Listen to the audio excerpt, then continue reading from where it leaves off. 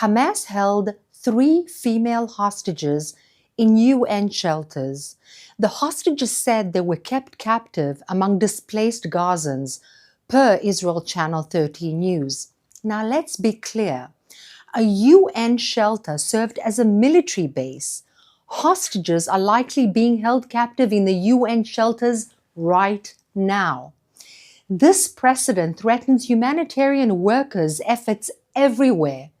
Do you know who runs Hamas UN shelters? You got it. Hamas UN Front, UNRWA. UNRWA is the UN special agency run by and for Palestinians, and of course, Hamas. UNRWA boasted that it runs all UN shelters. Remarkably, not one of UNRWA's supposed aid workers reported hostages hidden in UN shelters. Not one of UNRWA's supposed aid workers reported that Hamas was operating in the UN shelters. Remember, UNRWA has thousands of Hamas on staff, including October 7th murderers. UNRWA educated most Gazans, including October 7th murderers. Some UNRWA leaders are also Hamas leaders, and UNRWA diverted over $1 billion to Hamas since the October 7th murders. Sweden, the Netherlands, and now the US have defunded UNRWA. Switzerland and others are in the process. UNRWA is not an aid organization. It is a Hamas front. So tell your leaders, defund UNRWA. Do you know where else Hamas held hostages? The answer won't surprise you. Captured Hamas murderers confessed. Hostages were held in the Gaza hospital Israel just raided.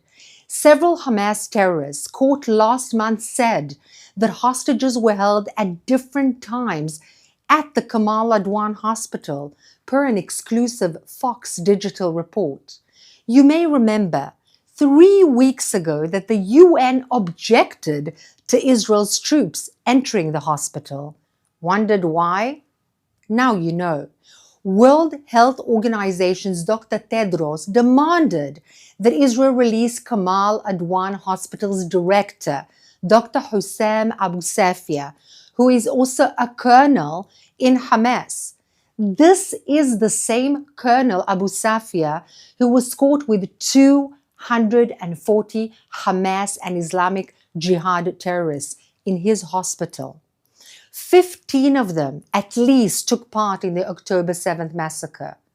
Hamas murderers hid behind hundreds of Gazan patients, endangering them and using them cynically as human shields. The Hamas hid hostages behind hundreds of Gazan patients. You see, terrorists don't get immunity just because they hide in the basement of a hospital. Now, the interesting and curious issue is that everyone knows this is happening. And yet it appears that the UN and some Western governments choose to pretend that this is not happening and that Israel is to blame. What they're actually doing is paving the way to their own demise, as radicalism knows no boundaries, no borders, and no respect for anything or anyone. Now let's take some questions from our audience watching live on social media. Thank you, Ruth. Our first question comes from Instagram. I saw reports that Egypt moved large amounts of armored vehicles into the Sinai in areas that the Israel-Egypt peace deal forbids. What's going on there? So this is a very, very good question. It's a worrying question. Already for some time, there is an enhancement of the military buildup of the Egyptians in the Sinai Peninsula. Now, for some part of it, this was allowed by the Israeli government in order for the Egyptians to be prepared to take on the terrorist threats that are within the Egyptian realm, for example, ISIS and so on. However, the actual military buildup seems more like something to deal with an army, with a country's army, rather than a terrorist organization. And the fact that they've started moving their tanks and vehicles in the Sinai Peninsula is even more worrying. And this is a question that we need to check. This is a question that the American newly incoming administration needs to be with their hind legs checking every movement and what stands behind this exact question, because it is a very concerning issue. Thank you. Our next question also comes from Instagram. Qatar's prime minister just told an Israeli journalist that he wants to speed up negotiations on the next phases of the hostage ransom deal. What is Qatar's interest in this deal? Well, let's put it this way. When you allow a cat to take care of the cream, you cannot be surprised when the cream disappears. And that's exactly what is happening with Qatar. Qatar is the cat and the deal is the cream. You see, the Qataris have every interest in the deal, or the so-called deal, because it is a very, very problematic deal, which in fact makes sure that the Hamas remains in power in the Gaza Strip, gets billions of dollars to so-called rehabilitate the Palestinian Gazans in the Gaza Strip, while taking a lot of those billions of dollars in order to rebuild their strength, rebuild their military equipment and personnel, and rebuild the tunnels. That's what they will use the money for, and that's what they will use the ceasefire for. Did you notice that Iran, or the Islamic Republic of Iran, is also very happy with the deal? Why, you ask yourselves, right? Because this is a very good deal for Qatar, for the Muslim Brotherhood, for radical Islam, for Hamas, and for the Islamic Republic of Iran. And in order to make them even stronger, also in the West Bank and not only in the Gaza Strip, as Iran has been doing for the past few years, strengthening radical Islam and the Hamas and the Islamic Jihad in the West Bank. So why would Qatar want to make the deal even faster? Because they want the money to go through. They want the terrorists that are sitting in Israeli prisons, not because they are just there because Israel arrested them, but because they murdered hundreds and thousands of Israelis and they have blood on their hands. They want them released. They want a new leadership to be there in the West Bank and in the Gaza Strip. And you know, some of those terrorists will be released to East Jerusalem, to the Gaza Strip, and to the West Bank. So they have every interest for the deal to go through and to make it quicker. Why? Because it serves their precise interest of enhancing the strength of the terrorists. Thank you. Our next question comes from Javi on Instagram. Why is Israel allowing the PA, the Palestinian Authority, to monitor the Rafa Crossing? Why are they being trusted? So there was a lot of pressure on Israel to accept this deal. First of all, we have the moral responsibility to bring back our hostages. Instead of pressing the Hamas, Qatar, and other factors like Egypt, the world is pressing and was pressing on the Israeli government to bring them back. But whatever happens, we have to bring them back. They are suffocating in the tunnels, they are being tortured in the tunnels, and they are being held by people who are not really people, who are acting in the worst, most heinous way towards other people. This is inhumane. So we have to do everything to bring them back. However, we do not trust the Palestinian Authority.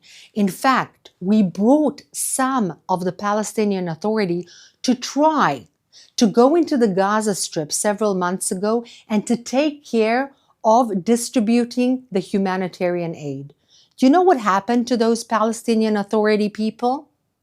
They were murdered, killed, and blown away by the Hamas because the Hamas was having none of it.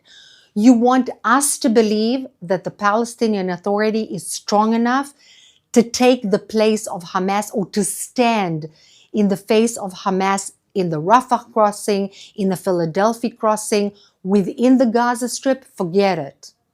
If anybody believes that in the international arena or in the West, it is pure naivete. They cannot do it, and the Hamas will not let them do it. And the only reason why they want this to happen is because they know that they are weak, and they will serve as a front for the Hamas still leading the Gaza Strip. Why did Israel agree? Because they have our people. We have to get our people back. Once we get them back, then we'll discuss what to do. Thank you. Our next question comes from Medina on Instagram.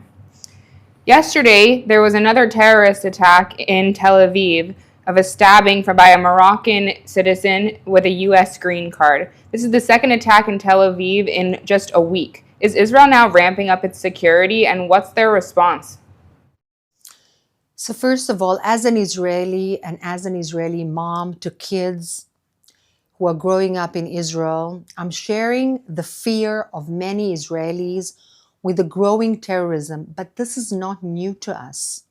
You see, the world is not with us and not interested in understanding what people, innocent people, civilians are going through for years in Israel. Terrorist activities, terrorist cutting people, blowing themselves up in the middle of streets, in the middle of buses. This has been happening for years, not to mention rockets flying on top of people's heads in the south for over 2 decades. And nobody said a word. This is not normal. There is something completely abnormal about terrorists surrounding us from the Gaza Strip, from the West Bank, from Lebanon, now from Syria, from all over the place, and they are being funded and aided by the Islamic Republic of Iran, by Qatar, by Erdogan's Turkey. It's time that the West wakes up. October 7th happened, and this was supposed to be the wake-up call. Wake up and smell the coffee. This is happening in your backyards as well. They are planning exactly the same thing. They're saying it.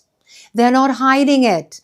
It's not even a secret. It's not between the lines. It's in our faces. What they're doing here is what they are doing in the US clandestinely, a little bit more overtly since October 7th, but still clandestinely in Europe, in Canada, in Australia. They are against anything that is not radical Islam. And this is something that the good people, the people that share the interests and the values of the West, need to unite and fight together. Is Israel prepared? Yes. But is this normal? No. Thank you. This is our final question. 4 more Israeli hostages are set to be released on Saturday. Robin asks, do we know if the next list of hostages are alive? So the interesting thing is that one of the things that Israel and the world asked Israel to capitulate to is basically to the fact that the Hamas will not tell who is alive and who is not alive. We sincerely believe, pray to God, and hope that the 4 women hostages that are to be released this coming Saturday are indeed alive. But do we have absolute guarantees? Well, you have no such thing as an absolute guarantee with the Hamas as a designated terrorist organization, completely inhumane and completely not to be trusted. But mind you, if we expect them to be alive and they will be returned not alive, they will be hell to pay. And there will be, because there's a limit to how much the Israeli civilians will be able to stomach from that absolutely heinous, atrocious terrorist organization. Thank you so much for being with us. Not easy, but very, very important. Thank you for listening and for being our ambassadors abroad. And we wish to see you tomorrow as well, as usual, at 3 p.m. Israel time. Thank you.